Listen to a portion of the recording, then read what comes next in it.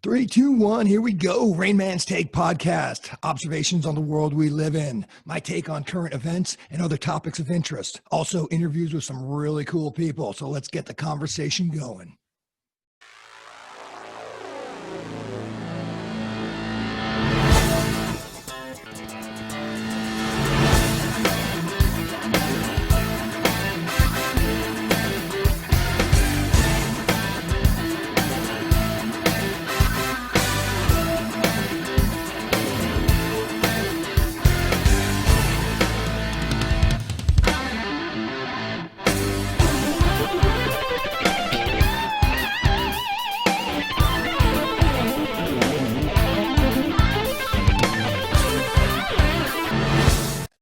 Hey everybody, it's the Rain Man.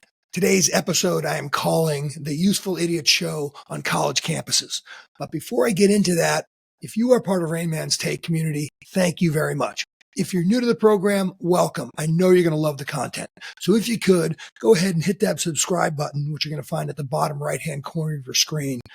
Also, if you could watch this video to the end, that will help me with the YouTube algorithm, which will help me get this word out to more people and continue the conversation going. So with that being said, let's go ahead and start off with my episode that I'm calling the Useful Idiot Show on college campuses.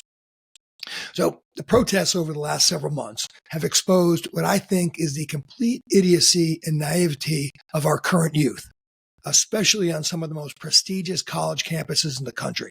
Now, that's how I felt early on, as I'll talk about that in a second. But the protests have since morphed into very well organized anti-American riots. These pro-Hamas protests have gone from being just a few useful idiots to something altogether different. Now, I didn't come up with that phrase, useful idiot.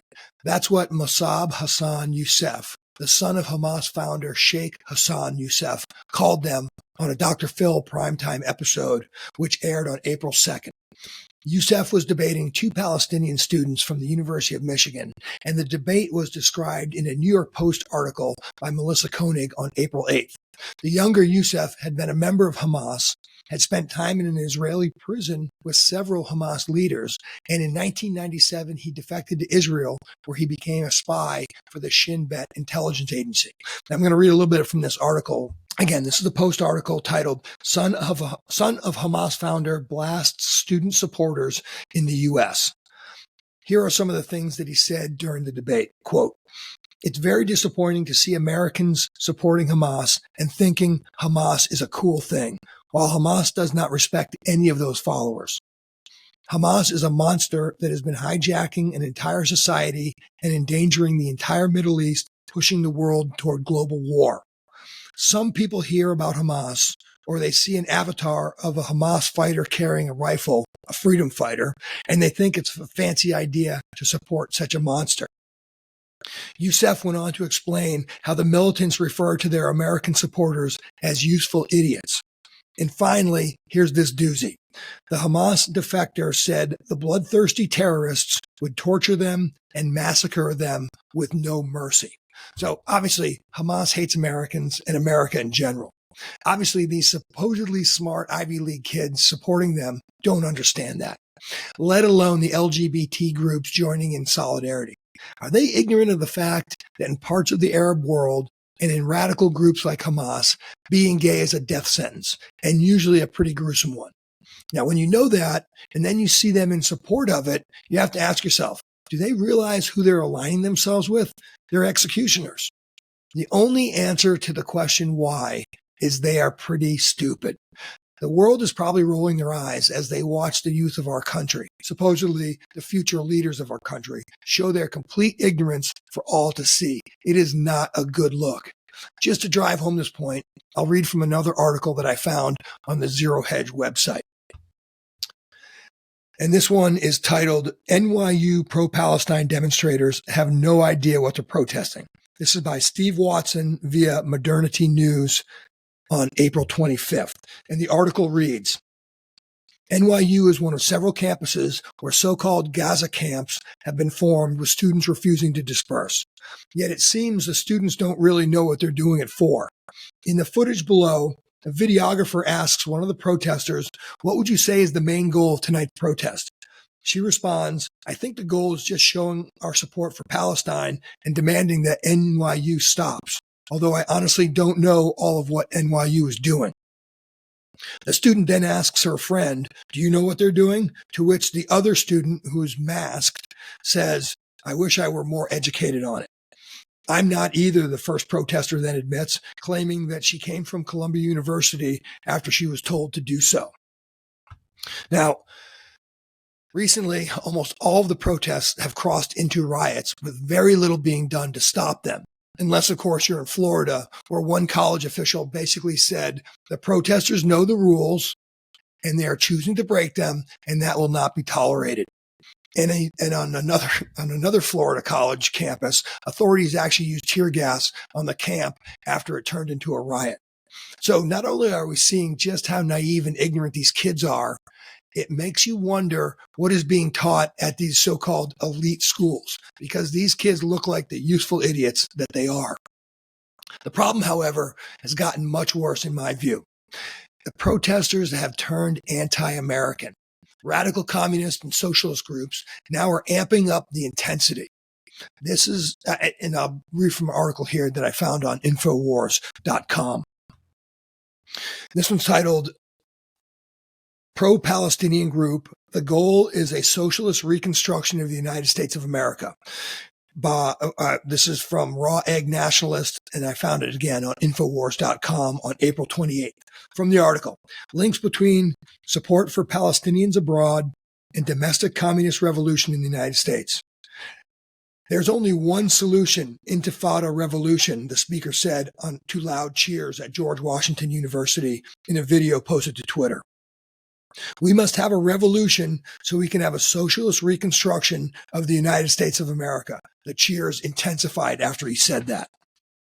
Now, on Friday, the New York Post ran an article claiming that George Soros and Soros-backed groups have funneled significant amounts of money to some of the most prominent groups involved in the wave of protests that have spread across university campuses across the country.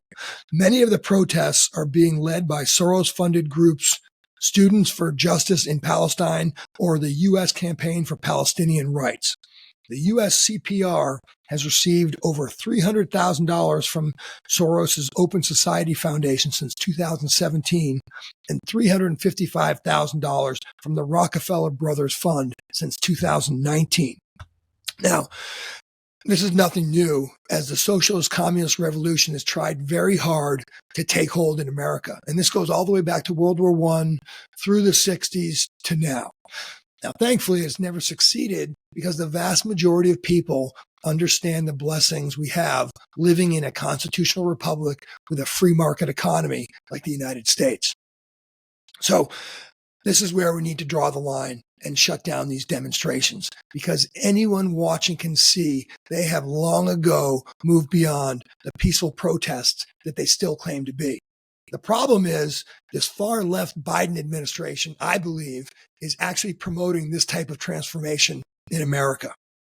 Now, this has been the left's plan all along. Recent history was Obama saying he wanted to fundamentally change the United States. But the elites in America have always desired centralized control. And it's scary how close that could be right now.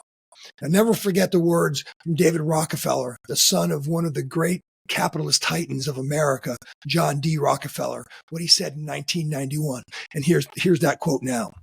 We are grateful to the Washington Post, the New York Times, Time Magazine, and other great publications whose directors have attended our meetings and respected their promises of discretion for almost 40 years.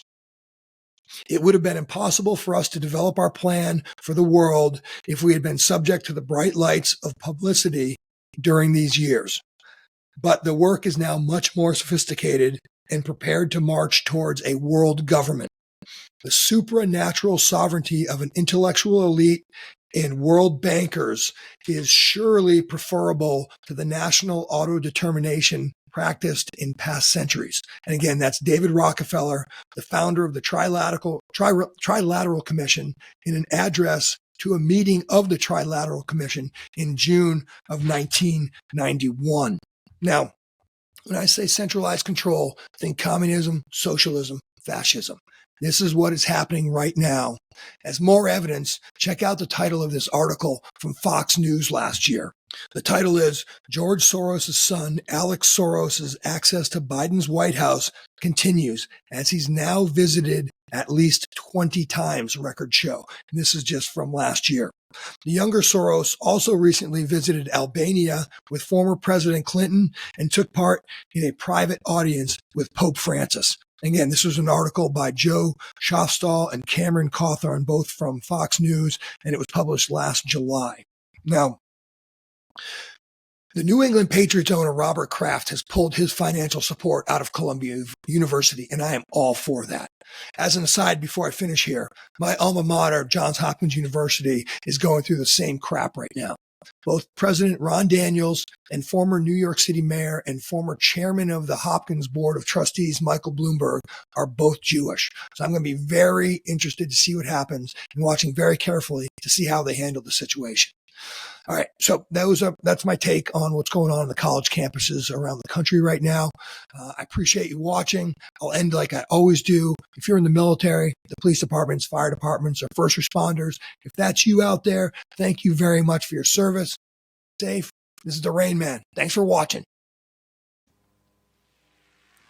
Thanks for watching Rain Man's Take, observations on the world we live in.